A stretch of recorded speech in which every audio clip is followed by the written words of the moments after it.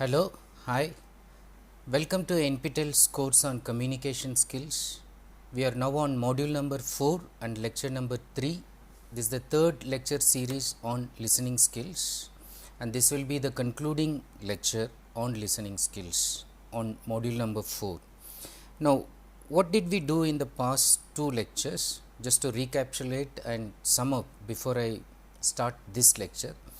Overall, I said at the beginning that in this module you will learn about, as you did in the first lecture, listening as an integral part of communication skills. I was just trying to clear some misapprehensions, misconceptions with regard to listening, which is underestimated as a skill in comparison to speaking. So, I overemphasized rather to show that listening is equally important or much more important than even speaking. And if you have to identify the top two skills which are required professionally, I said that it is listening and added with speaking. So, these are the top two skills. Now, having understood these two skills as very important skills in terms of getting through group discussion, interviews and job promotions, then I went on emphasizing as how it is integral still in terms of communication, even in terms of maintaining human relationships. So, if you really want to be a happy individual, one important ingredient that you should have in your personality trait is that you should be a very good, not just good, but also an effective listener. And in order to make one an effective listener, in the first lecture we also talked more about the significance of effective listening. I tried to give you some illustrative examples to demonstrate that.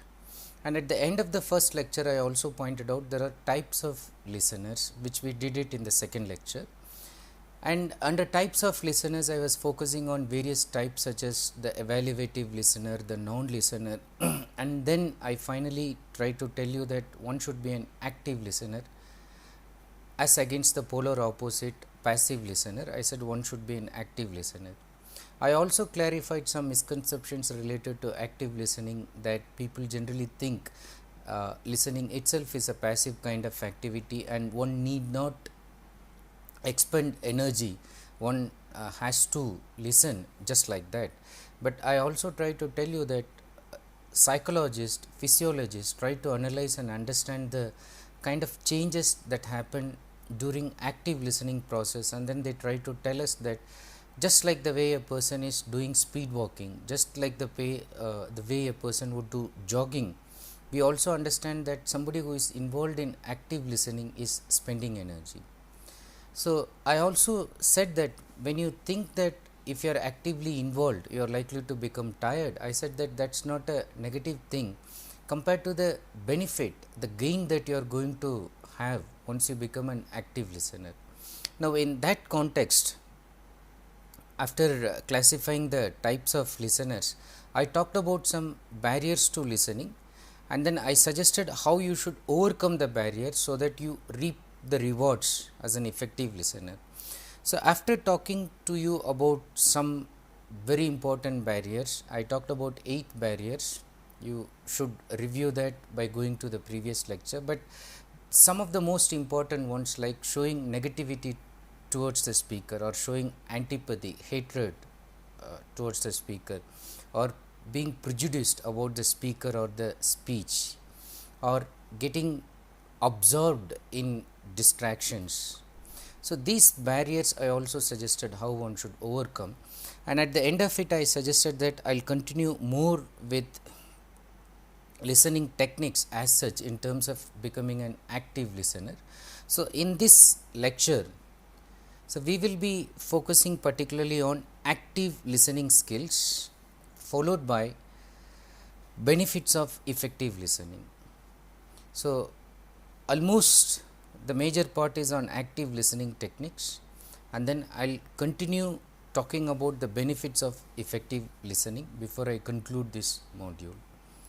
Let us start with some very simple active listening techniques, which are also common sense listening techniques, which are also mandatory techniques that are required in any situation, like even classroom situation. First of all, take notes. It's a very simple and common sense advice. Whether you are in the class or in the auditorium attending to a conference, or just there is a speaker who has come to give a demonstration, or even if you are involved in just talking to somebody, giving an interview, you are in a group discussion kind of situation, wherever it is possible, wherever you are officially allowed to keep a notebook, take notes.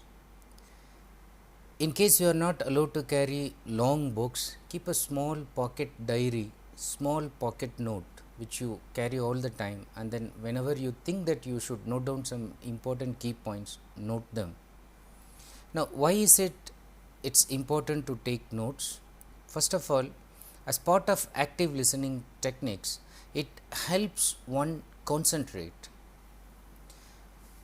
Personally, I always think that I can remember a lecture very well, but then I realized later that I remember some points, not all the points, and to my surprise, I find it very difficult to recollect one very important point. So, the next time what I do, I go there with a notebook and then take those keywords, phrases that will help me to connect to the whole lecture when I want to recall that lecture, however good my memory is. So, in that sense, on the one hand, it's helping me to concentrate because I know that I should note down the important points. So, I listen to the speaker, at the same time, I am also scanning for important information and then taking notes, noting down the very important key points on the one hand. But on the other hand, I also know that later, whenever I want to review this lecture, whenever I want to remember what the speaker said, I always have notes at my hand. I can also revert back to the speaker once the speaker finishes it. Instead of interrupting the speaker then and there, I can note down the questions that comes to my mind whenever he is talking. I can note it down and I can ask it at the end of the speech instead of interfering when the speech is going on. So, notes helps in concentration, notes helps in reviewing, recording, notes helps also in maintaining certain polite decorum when the speech is going on. Overall, it keeps one alert. So, there are people who think that they can maintain the whole thing without taking notes, but then slowly they start dozing off because they feel that the lecture is fine, but then they have nothing else to do. But when one has to make notes, the person also realizes that the person has to be alert all the time because any time the speaker may drop a very important idea. Now, in a situation like telephone conversation, note taking is a very important prerequisite. Now, it can be even on a small notepad, small piece of paper, but if you want to become a professional person in terms of communicating using a telephone, you need to go there with some notes. For instance, if you are going to fix an appointment, you need to just tell exactly the date, time, venue and the day. Now, there is no point in saying that this will be on the weekend which day. So, just then you say I will look at the calendar and tell you. So, suppose you say 22nd. So, 22nd is that a Thursday or a Friday? Wait for a moment, let me go and check it up. So, you go and check it up and then the connection is disconnected, or you are just making a very important long distance international call and then you are losing so much of your money or the company's money. More than that, from the other side, the person may all the time tell you, okay, note down this number. Now, that is the time you cannot run for a pen, run for a piece of paper. So, you have your notebook ready, it is at hand, then you note down that number. You not only note down, you also repeat, show the other person that you have noted down carefully. So, as a good listener, you are exhibiting certain skills associated with note making, that you are alert, you concentrate on the message, you are careful, you are considerate to the speaker. So, note making, although it's a very common sense kind of advice that's required as a simple basic skill, I'm keeping that as the foremost skill as far as active listening techniques are concerned. Next, understand that when you are a listener, you are also performing the role of a manager. Unlike you in a situation where you are just a hearer, let us say you are going to a concert and then you are hearing the music. Now, you are not in a professional music college where you are also listening to the music because you also want to learn something. Now, in a concert, you just went there for entertainment, you just went to have some fun. So, you heard the music and then the sound waves are getting into your system and then it's generating lot of vibes and then you start dancing. Now, the situation where you are just hearing, that's for entertainment. But when you are actually listening, as in a professional conference, when you are listening to the speaker, understand that you are at the level of management. You are functioning like a manager and doing certain things which a manager would do, such as the whole listening skill you are involving, for instance, planning. You plan beforehand, even to take your pen, your notebook, and if it is a kind of interview, you even plan to go there with a tape recorder. Nowadays, if video is allowed, you also go with a camera.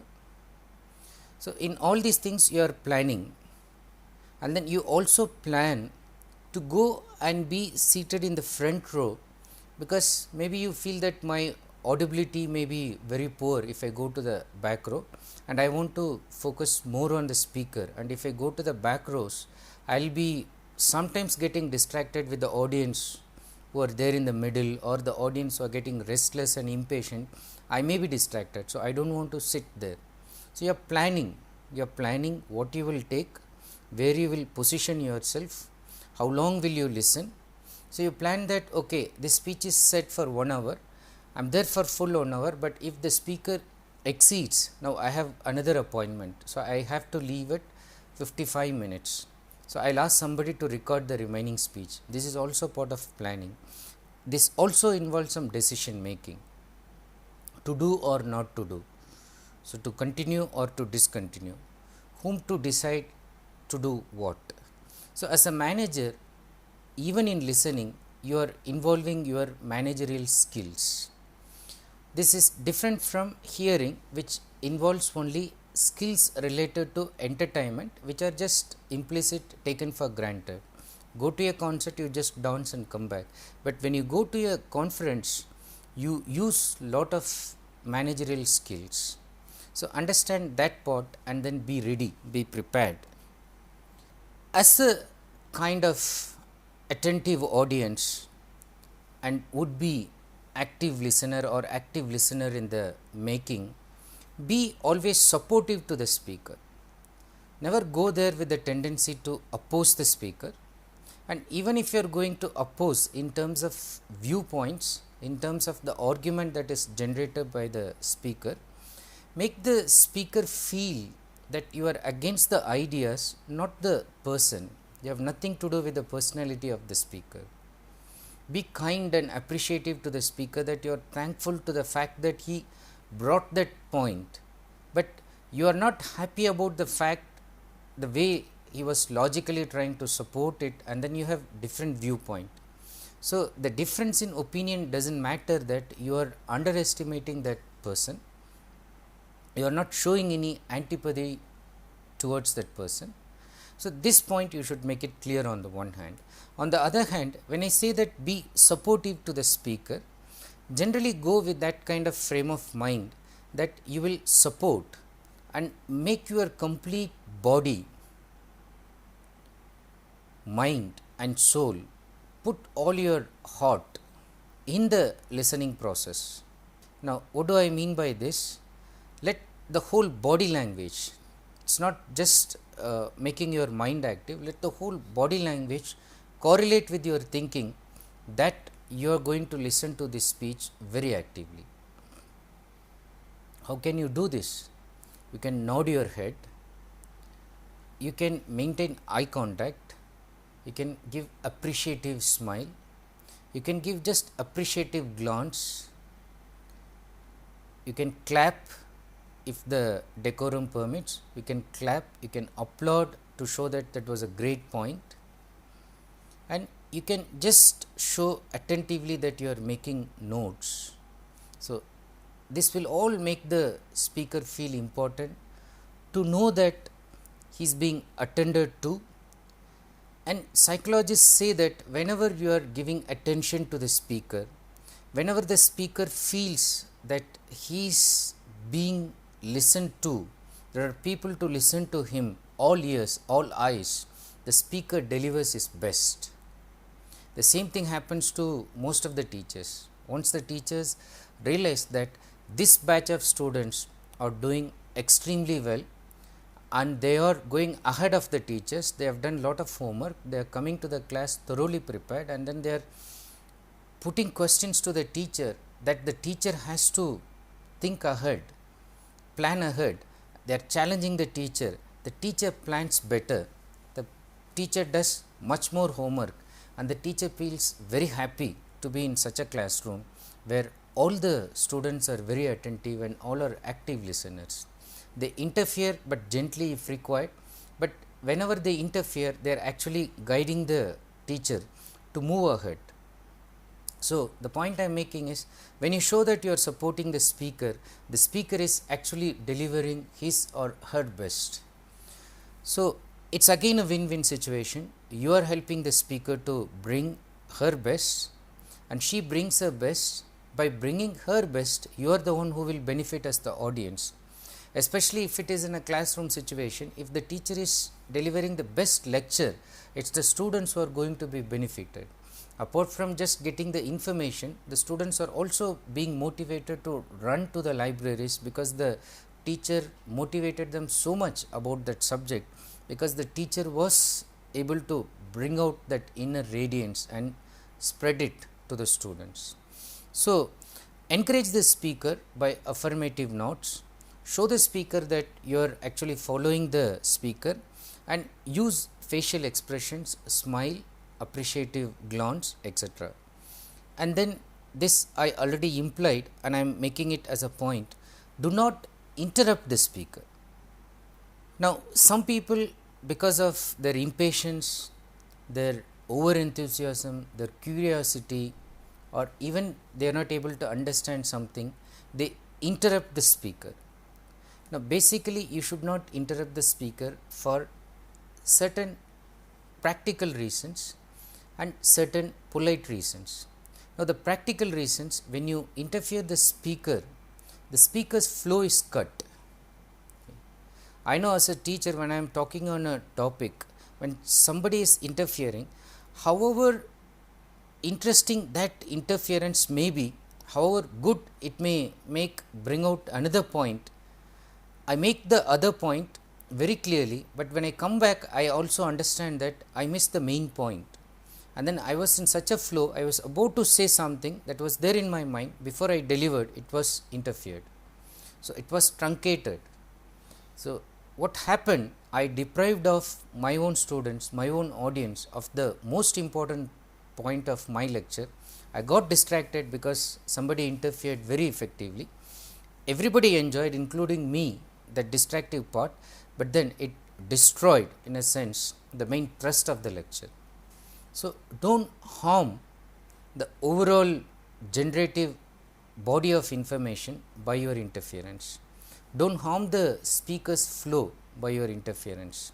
This is at the mental, intellectual, academic level, but it also at other level shows that you are a very poor listener. You may be interfering the listener for something that he must have just said. How often it happens in the classroom, a student asks something that the teacher just clarified a minute before, and the teacher has to tell, I just clarified this. Okay, the teacher is again polite and says, why don't somebody recollect and tell him this, or the teacher herself recollects it once again and tells for the person, but the overall flow is cut, the pace of the lecture is reduced. This, apart from showing in some cases that the audience is smart, it also shows that the audience standpoint is weak. The audience, the person who is interfering particularly, is possessing poor listening skills. Now, it also showcases one's very rude and uncultured self. It's impolite if somebody rudely interferes with the speaker's flow of talk. It's also showing a very uncultured behavior which is not expected. Now, you interfere because you are in a cozy situation and you are at a kind of elevated position where you can interfere the person, but that does not mean that you should do that frequently, unwarrantedly, even when it is not asked for, and even you know that it is not necessary. It may be just a very bad attention seeking behavior, like a child, you just interfere, and then even without saying excuse me, may I interfere, even without using those polite marks, somebody directly asks, cuts across, and then puts a question which is rude, impolite. For the reasons that I have explained, it is cutting that intellectual flow, but at all the same time it is also making the person lose his control over other audience. But you may gain some attention seeking behavior, but it also shows that you are not that cultured. So, keep that in mind. Do not interrupt, interfere the speaker's flow of thoughts. And to continue with more on active listening techniques, do not change the topic. Now, if you are not interested in the topic, it may happen that sooner or later you will develop interest when the topic is moving from one level to another. Just because you know the fundamentals, basic level, do not divert, do not change the topic, because the speaker has planned something. By changing the topic, you are making the speaker insecure, and you are making the speaker say something that is irrelevant, that might be of some interest to you, but not to the whole audience for whom he has actually come prepared for. So, do not change the topic, and do not seek self attention in any manner apart from interfering. So, in any manner, do not try to seek self attention. You can do this even by coughing, or even by just getting up, going out, coming back frequently. So, you can do this in so many verbal and non-verbal manner, but do not seek self attention. It is again not a good behavior. Do not dismiss the topic. So, let us say it is in an open situation, somebody is asking, shall I discuss on this topic? Immediately you say, that is nonsense. How many times you will talk on the same topic, or how many times will I listen to this topic? Stop that nonsense. No, do not dismiss the topic even before the topic is being discussed with you. Do not do that. And avoid multitasking. So, what some of us do, some of us, like even in terms of mobile, there are people who use 3 mobiles, 4 mobiles, 5 SIM cards.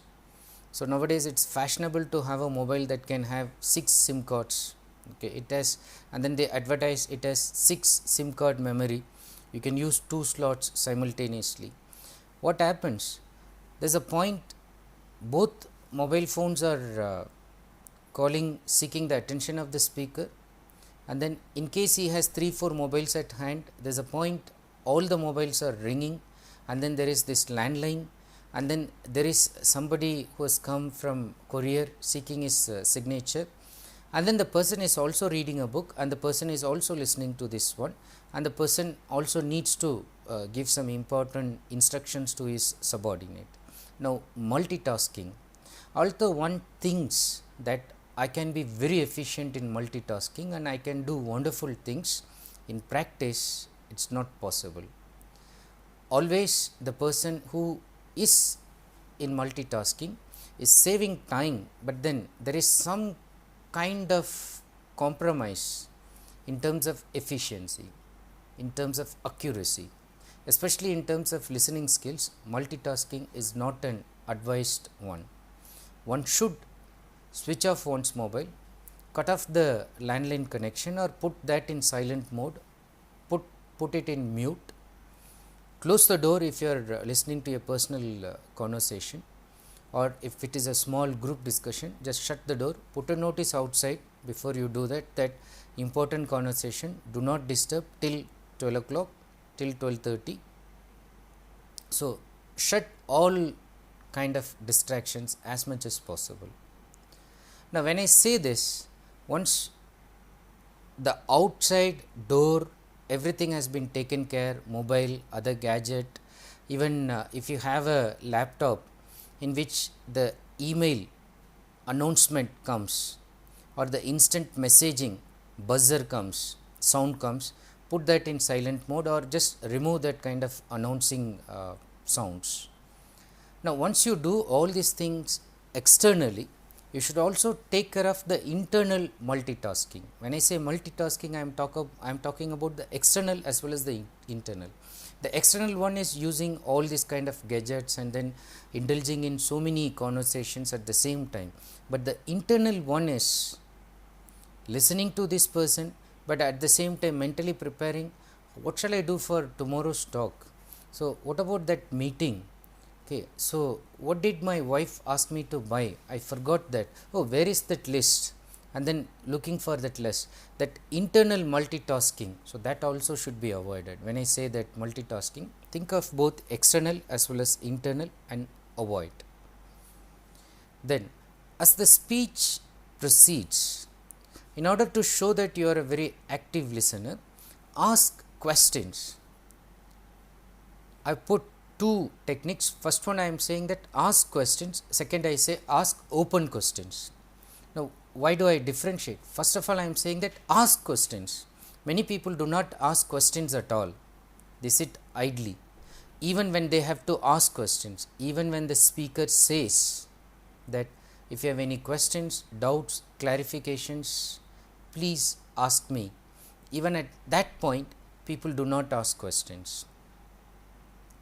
Now, same thing happens in classroom situations. The teacher at the end of the class keeps 5 minutes, 10 minutes for clarification, doubts, in which he wants the students to ask questions. Some classes they do, in some other classes they just keep quiet. Now, it does not mean that they do not have any questions. Of course, there are some students who are seething within, boiling within to ask some questions. It is the barrier that they have in mind, fear of humiliation, shyness, hesitance, which is clogging their mind and it is not letting them speak out. Once the teacher leaves, they regret so much. So, learn to ask questions. Now, in asking questions, what are you doing? You are making sure what the speaker is saying, and then the speaker also feels connected, or rather you are also trying to show that you are connecting to the speaker. Is that what you mean when you are asking the speaker? So, if the speaker says yes, exactly, that is what I mean, or that is not what I mean, what I mean is this. So, then you say, oh, of course I understand. Now, you are trying to connect to the speaker when you are asking questions. Now, when you ask questions, do not ask closed questions, ask open questions. This means do not ask yes or no questions. For instance, do not ask, has this been going on for 10 years? Has this been going on for 20 years? The person will say yes or no. He will say yes or no, and then he will clarify. Now, instead of that, you can make it open. You can ask the person, how long has this been going on? Now, by doing this, what do? You actually facilitate the speaker to elaborate more on this topic. So, ask open questions, do not put closed questions, which will elicit only monosyllabic answers as yes or no, or just concluding it in a single word or phrase. So, do not do that. The next important active listening technique is summarizing. Now, keep summarizing then and there.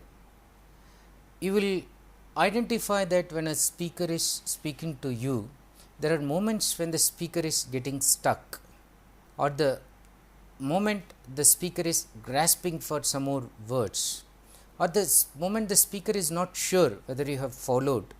the speaker will indicate that by a pause or by a meaningful glance at you.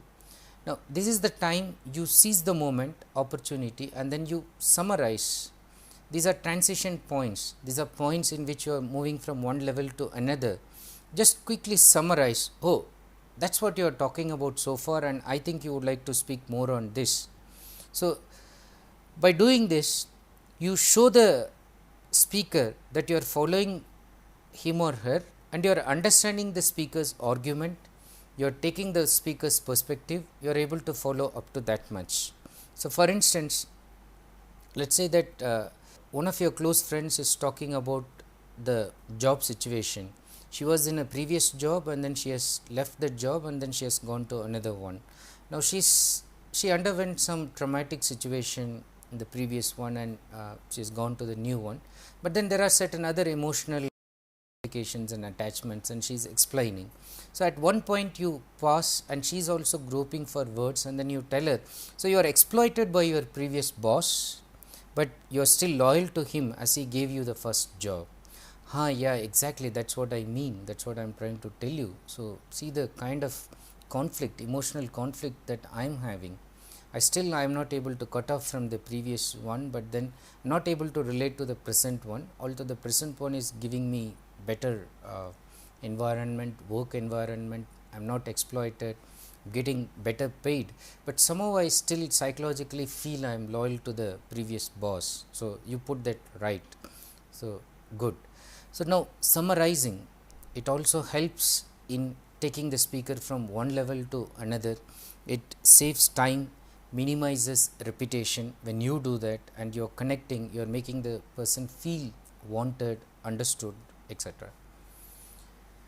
What else you can do in terms of active listening techniques? Repeat. Now, when you repeat back a word or phrase along with the person, you are helping that person as well as you reflect or ponder over the ideas, thoughts. So, what you can do, you can just, when the person is saying something, you can just repeat the last two words, last one word, to indicate that you are encouraging this person to speak further. So, for instance, if a person says, so it's been really a different experience, now you can just simply repeat by saying, oh, yeah, different experience. Yeah, altogether it's a different experience. The person continues and tries to say why it is different, or even you can just simply repeat the word experience. Yeah, it was totally a new experience, different from what I had experienced before. Or even you can just say different. Yes, it's different because I never had such a kind of experience. So, you are just making the person elaborate. You also reflect on that thought, you make the other person reflect and continue, clarify, and make that communication process go on and complete. When you do this, you also try to seek clarification. Now, there is a difference between asking questions and seeking clarification. Sometimes you may seek clarification by asking questions, but when you seek clarification, basically you are trying to admit that the idea is complex, you are not able to understand, and then you request the speaker to say more on the point. Now, when a point is illustrated, sometimes the speaker thinks that the speaker is able to make it clear to all. It is only when somebody is seeking clarification, the person understands, okay, I need to give some other example, I need to illustrate, or I need to look at it from a different angle, so that the person can understand this. So, you will find that good teachers, good speakers will approach the same issue through 3 or 4 different angles, or they will give different illustrations, examples. So, when you seek clarification, you are also making the speaker make herself much more clearer to the larger part of the audience who would have missed certain point, but for your clarification seeking behavior. So, seek clarification. So, help the speaker to clarify the same issue through a different point. Now, interestingly, you also make the speaker clarify that to himself or herself. Sometimes you ask something There are some very interesting speakers who spontaneously tell that, oh, I never thought about that, even that point is not clear to me. So, now that you have asked, it should be like that, or let me look it up and then come and discuss that with you tomorrow. The next day the person is more vibrant and then comes and tells how it should be looked at. So, you are also making the speaker clarify, otherwise the speaker would think that everything is understood by the audience. So, again you are making the communication effective from both sides and contributing to further win-win situation. Then, as an active listener, focus on message. Remember, I said that one prejudices oneself by looking at the appearance of the speaker. The speaker looks ugly. I don't like to look at the face of the speaker. The speaker is not wearing good dress. The speaker has not shaved off. I don't like speaker with a beard, and so on. Now, cut off these things and then focus on message, because you will find that most of the eminent speakers, scientists and all that, they don't have time for cosmetic touches at their appearance. They are at the hard inner core. They will touch your heart and soul, and then they will change your attitude, they will change your thinking pattern. Is new schema will be created if you are involving yourself in the speech. Now, if that is the thing, do not focus on any irregularities. Maybe the shoes are not tied properly, or the button is off. So, any kind of irregularity. So, do not focus on those things, focus on the content, show that you are very much interested in the subject, not in the irregularities of the person. Concentrate on the meaning and the intent, the purpose, the good intention in which the speaker is trying to share that information with you.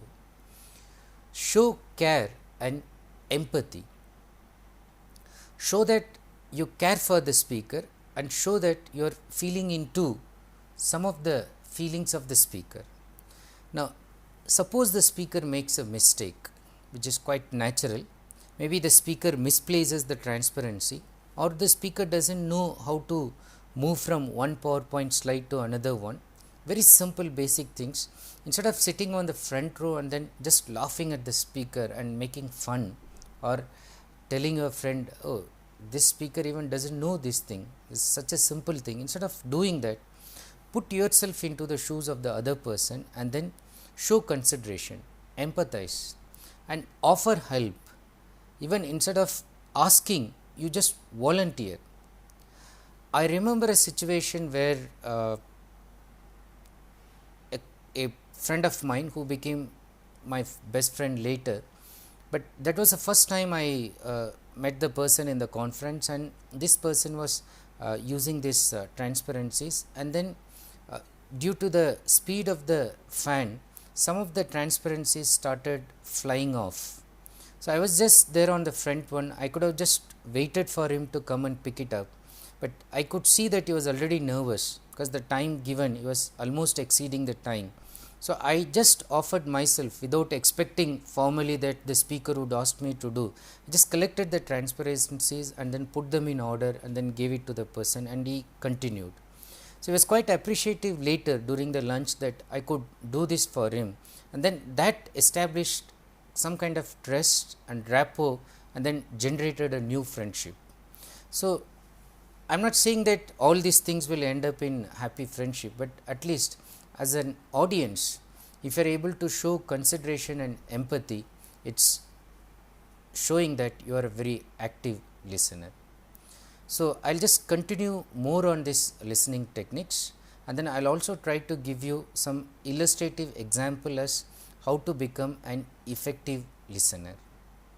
If you remember, at the beginning of this module in the first lecture, I told you that you should stop having any kind of prejudice against a speaker or against a personality just by the way you hear about certain things. The example, illustrative example given was about Beethoven, and then you were given all negative things, and then you were almost forced to conclude that the child should be aborted because the parents were not well and all that.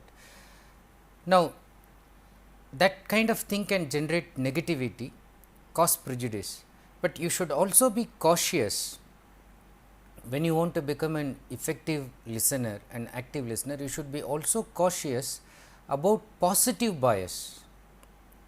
Now, today you are surrounded by media, you are surrounded by lot of information that's bombarding you, that information flow.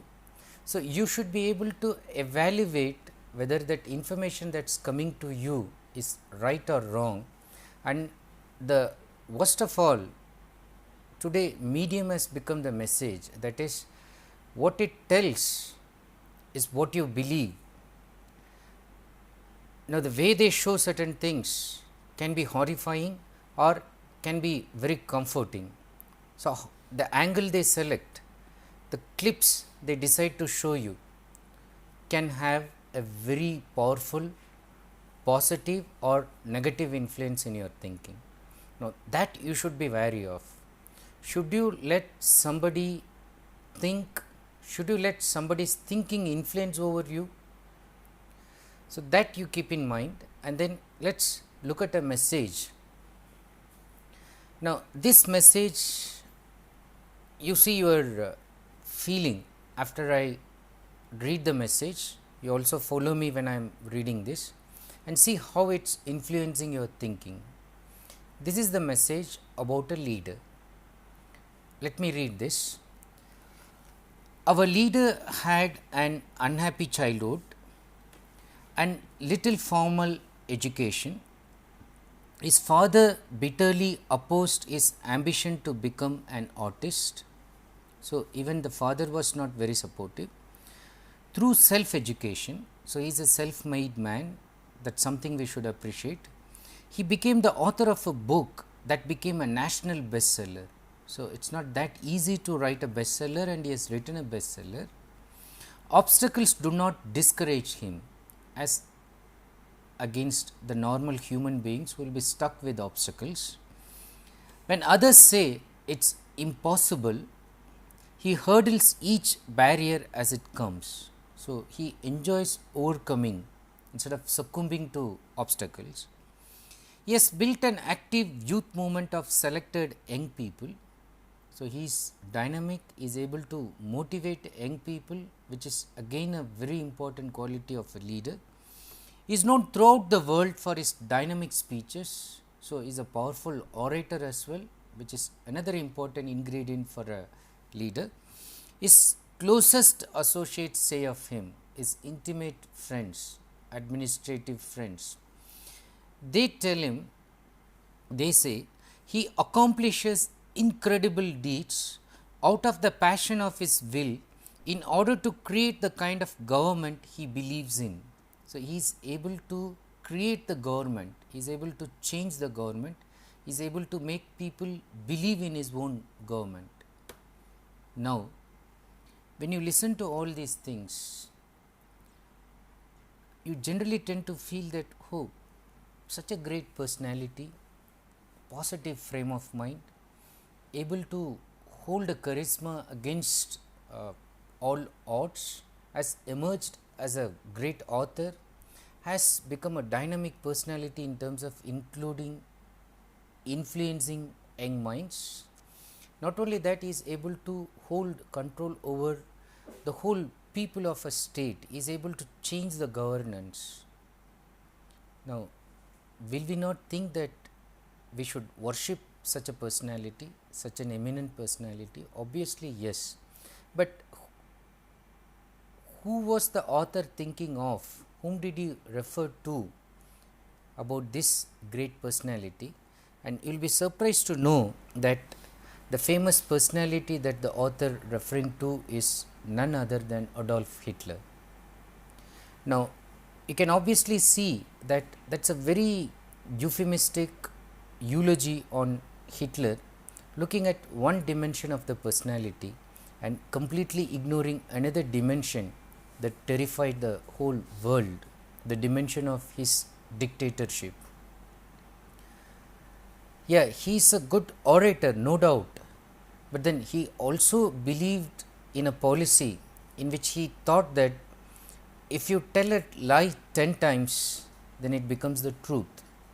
So, the political propaganda, he believed that if you could say that repeatedly with force, with emphasis, it can change, influence, corrupt the mind of the people. Now, what I am trying to conclude in this is that when I say that you should become an active listener, you should also add this evaluative and critical part in your thinking when you are becoming an active listener. Only then you become an effective listener. So, you may be alert, you may be attending to the speaker, getting all the information. Now, in this case, the speaker wanted you to take Hitler as a positive personality and as a very model of a leader whom you should emulate, but he didn't project the negative aspects of the same personality. So, when you evaluate, you look at the pros and cons, you look at the good side and the bad side of the person. When somebody is exaggerating something, you also tend to realize this is just an exaggeration, there may be some other facts. Look for some facts. Sometimes even a single small fact can overthrow so many things, can falsify lot of stories, myths built around something. So, look for that small evidence, that footnote, side note, that hint. So, that will make you understand things without even positive bias. At the beginning of the module, I cautioned you of forming prejudice which is negative, but you should be equally wary of, especially nowadays in the technological advancement by media that's influencing our thinking. You should be aware of this kind of idea influencing thinking also. Now, once you are cautious about this, let me give more tips about effective listening overall, and then while concluding I will talk about the benefits of listening. Now, to become an effective listener, just to re-emphasize some points, pay complete attention, be devoted. Okay. So, do not get distracted, ward off all negative thinking when you are there. Don't think ahead as to what you are going to say next, especially if you happen to be the speaker. If you happen to ask some questions, listen to the speaker first, the questions will generate themselves. So, you do not have to think when the speaker is telling you something. So, that way again you are getting distracted. Do not rehearse your own comments while the other is speaking. Do not think what you will be doing when the speaker finishes. Do not do that, stop that kind of thinking. Do not interrupt. I repeat to say this, do not interrupt, but remain silent while the other person speaks. It does not show off your personality if you interrupt very often, but by remaining calm and silent, you are showing that you have some polite, courteous behavior. So, show that, do it. Listen for feelings underneath words and to the nuances in language. Listen for feelings underneath words and to nuances in language. So, look for the subtext.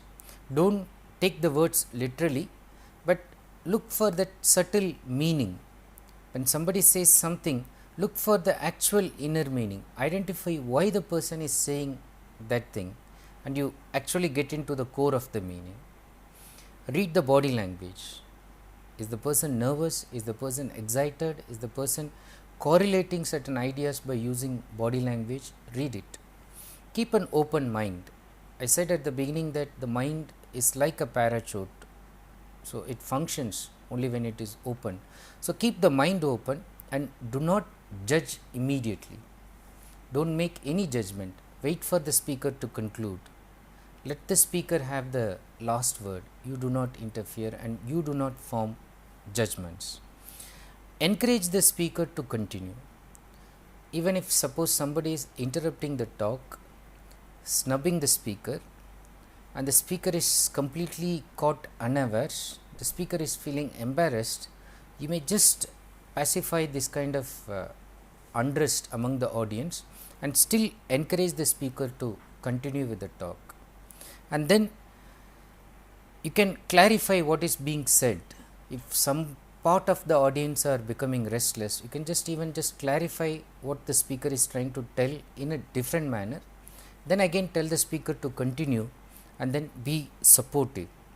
Okay. Especially if necessary, this kind of interference is welcome to show that you are supporting the speaker, not that you are inimical to the audience, you are actually part of them, but you don't want the speaker to feel that he or she is being let down by one rude group of audience. So, that you don't want to do, because your company's image, your institutional image is also tagged with the kind of audience behavior, especially when the guest speaker is coming from a very highly esteemed organization. Now, as a concluding thought, as a concluding remark, let me talk about some benefits of effective listening. So, in today's materialistic world, we always want to know what is it there for me. If I do this, what will I get? Okay, you are saying that I should become an active listener. So, at the end of it, what will I get? What are the benefits? Now, I can count so many benefits, but here are some. Apart from making you very effective communicator, let's look at some of the basic benefits. Basically, it removes barriers between interpersonal communication, that is, barriers between one to one relationship, barriers between communication between one group to another group. So, the barriers are removed. Most of the times, one person is unhappy with the other person because often we hear this person, it may be wife, it may be subordinate, saying that, oh, my husband never listens, my manager never listens. So, you tell your another friend, can we just raise this point and then make the head do this for us? So, the other person says, can you really convince the head about this? Can you really make the head think what we are thinking? Is that easy? So, can we really take this to the manager? Why? Because the manager is a poor listener.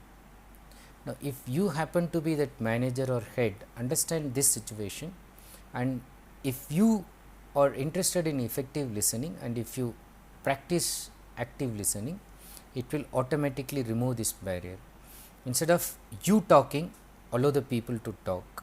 That itself will resolve the issue. Another benefit of effective listening, it minimizes miscommunication and wrong transactions. So, I will just, while concluding, I will give some examples, but understand that in most of business transaction, miscommunication takes place just because a person is not able to listen properly at the other side and wrong business transactions are happening. It saves so much time because the business is handled efficiently. Whatever is said, the other person listens carefully, doesn't make a mistake, and then does the things accurately. It adds to efficiency. Thereby, it also builds up trust and generates mutual respect. In terms of company, it also generates goodwill. The customers get a feeling that we are always listened to. There's not a single instance where our complaints were ignored. Even our suggestions were taken care. So, we are part of the decision making process. They listen to us. So, it builds trust, and apart from building trust, it generates respect for the speaker, and the speaker developing respect for the audience, the receiver part of communication, and then it generates mutual respect. And again, when there is mutual respect, so there is positive environment for good communication, there is more business, healthy attitude promoting from both sides, and then there is overall kind of happiness generating in communication climate. There are other benefits of effective listening. Sometimes effective listening as such is used to calm down, comfort and soothe people. I have seen a manager dealing with people who are on strike. What the manager does, when the person comes running and they are just shouting slogans, he just calls, okay, 2-3 of you come, we'll have a discussion.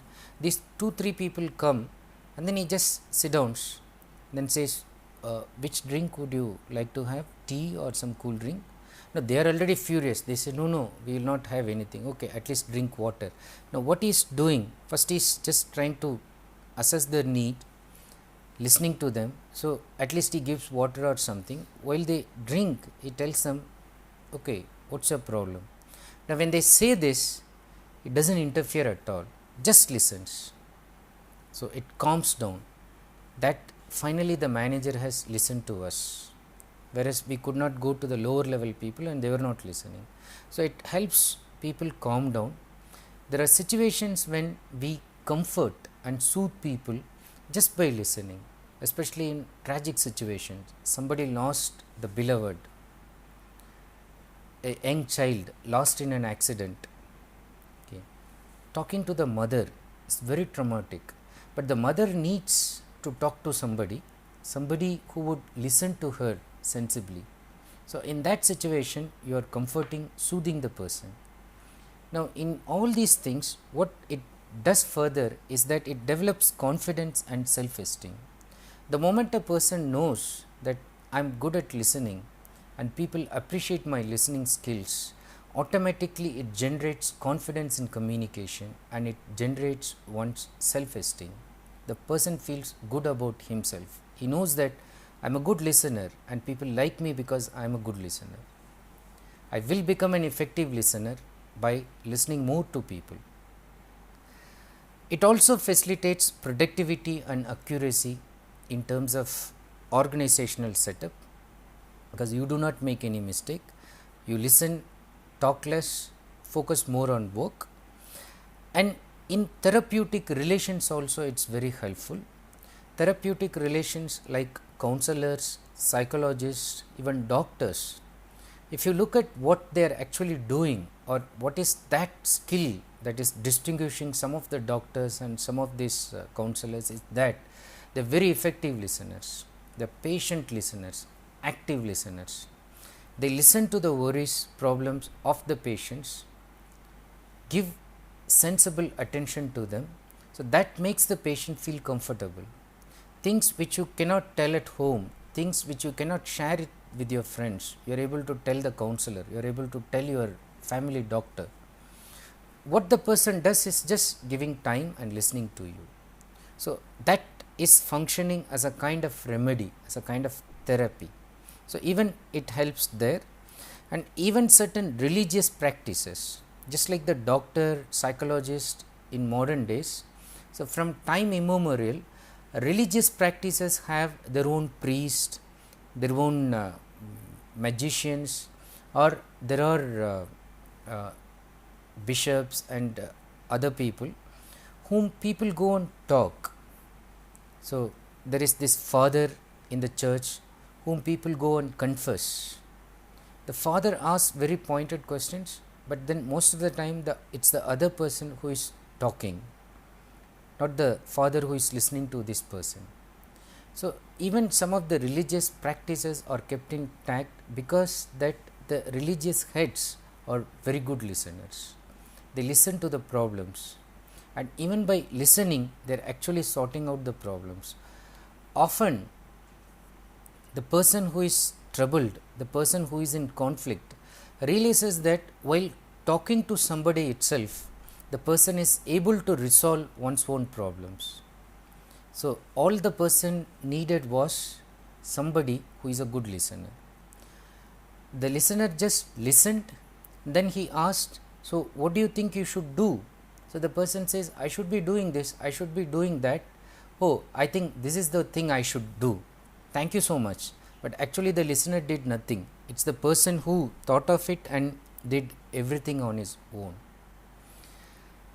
Overall, once you become an effective listener, it makes you much demanded either in personal or in professional or in both situations. Always people want to talk to you, always people come to you with their problems, and you do not have the magic to solve their problems, but you are a good listener. That itself is enough for them. Now, you are able to complete professional tasks efficiently. Remember two examples that I gave at the beginning of the lecture on communication. So, a person on phone orders for 10 boxing gloves, but the person at the other side was a poor listener, and then he sent 10 boxes of gloves. What he wanted was 10 boxing gloves which are different, used for boxing, but this fellow sent 10 boxes of gloves. So, there are about 100 gloves which can be used in winter or while driving, but they are different types. So, total miscommunication, damage in terms of productivity, loss for the company, unhappiness, anger, mutual suspicion, and so on. And also remember the example I gave about burning the document. Okay, so somebody asked the subordinate to just go and get that legal document burnt. In the sense, he said, "Can you burn this for me?" What he meant was, you just make a copy of it, make a photocopy. Now, the other person understood that as literal burning, and he burnt a copy that was kept for 200-300 years. So, obviously, the person was fired off. Now, if the person was an effective listener, the person could have asked, do you mean to say that, that is asking and seeking clarification, do you mean to say that I should burn this? No, I mean to say you should take a photocopy.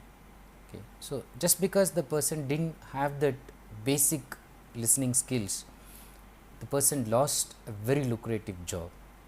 And overall, it also gives job satisfaction in professional environment when you realize that you are doing that job accurately, you are able to do that efficiently, and people are looking forward towards you doing that job, you negotiating in that situation, you going and giving that presentation about your company, because they think that you are the one who is doing good justice just because of the fact that you are an effective listener. Overall, it contributes to the fact that you become a very efficient, good communicator, and people are quite happy about keeping you, whether it's a job environment or it's a family situation. And then, like as the end of the fairy tale, then you start living happily ever after.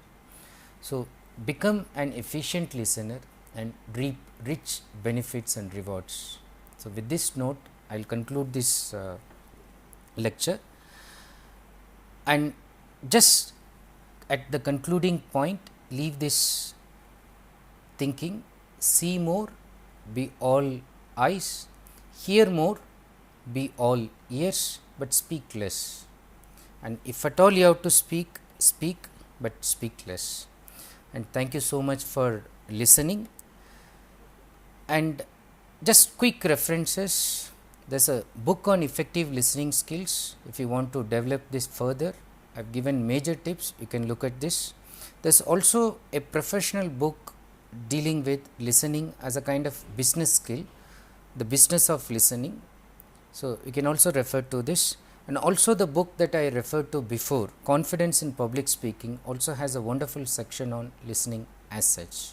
So, thank you so much once again. We will meet again on the next module on communication skills. Thank you.